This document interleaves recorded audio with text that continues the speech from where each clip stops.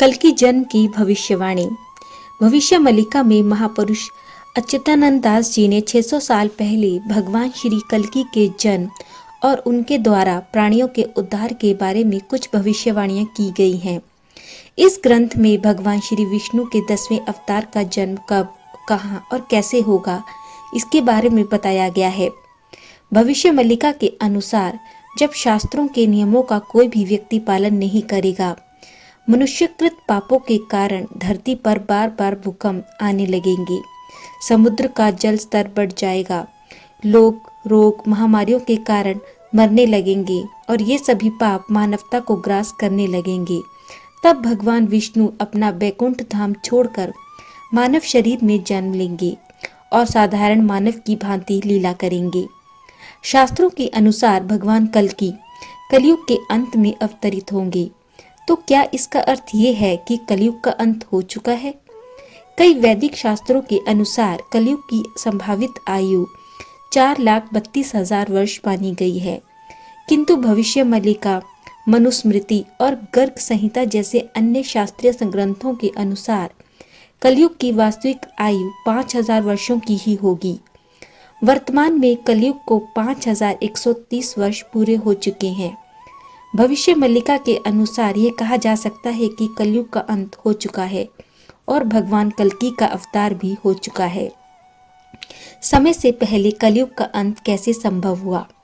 अगर उदाहरण से समझा जाए तो आमतौर पर हर इंसान की उम्र 100 साल मानी जाती है, लेकिन अगर वह पाप कर्मों में लिप्त हो जाए तो उसकी आयु कम हो जाती है।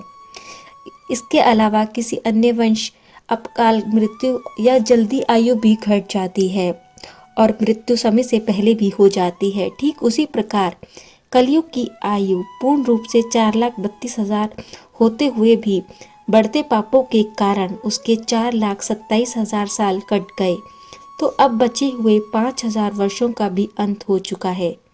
तो अब परिवर्तन का समय चल रहा है। अच्युतानंद दास जी ने भविष्य मल्लिका में लिखा है कि कलयुग की अल्प अवधि समाप्त होने के बाद महाप्रभु संभल ग्राम उड़ीसा में विष्णु यश गान करने वाले एक ब्राह्मण के घर में जन्म लेंगे। यह समय म्लेच्छों के विनाश का होगा। भविष्य मल्लिका के अनुसार मांसाहारी, जुआरी, शराबी और नशीले पदार्थों का सेवन करने वाले व्यक्ति को म्लेच्छ कहा गया है। भविष्य मल्लिका के अनुसार प्रभु के अवतार के समय अनेक संकेत प्रकट होंगे, जिससे लोगों को पता लगने लगेगा कि भविष्य और दुनिया का अंत निकट है। पहला संकेत, अच्युतानंद दास जी ने लिखा है कि कलयुग के अंतिम कालखंड के समय समुद्र से एक तूफान उठेगा जो जगन्नाथ मंदिर परिसर में आदिकाल में स्थित विष्णु और विशाल कल्पवृक्ष की शाखा को तोड़ देगा। तूफान के प्रभाव से मंदिर के ऊपर स्थित अष्ट धातु से बना नीलचक्र भी वक्र हो जाएगा।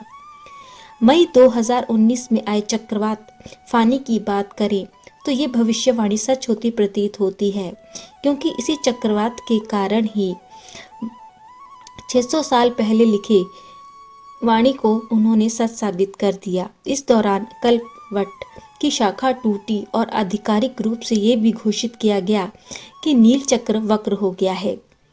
दूसरा संकेत, शिशु अनंत दास जो चैतन्य महाप्रभु के नित्य पंच सखा थे, चुंबक मालिका में वर्णन करते हैं कि नारद महामुनि के सामने भगवान श्री कृष्ण बताते हैं कि जब चंद्रमा पर तारा प्रकट होगा तब कल्कि अवतार होगा।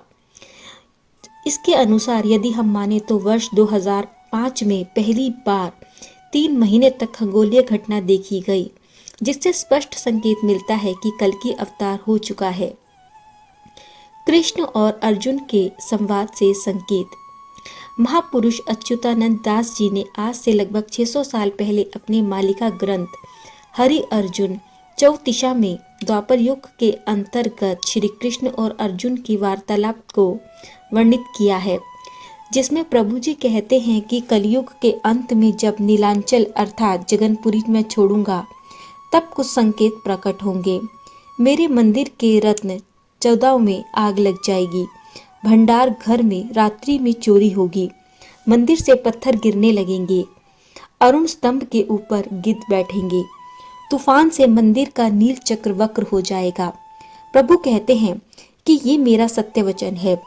उसी समय मैं नीलांचल छोड़कर कल्कि अवतार लूंगा। यह भी ज्ञात है कि ये सभी घटनाएं हाल ही के कुछ वर्षों में जगन्नाथ मंदिर में पहले ही घटित हो चुकी हैं।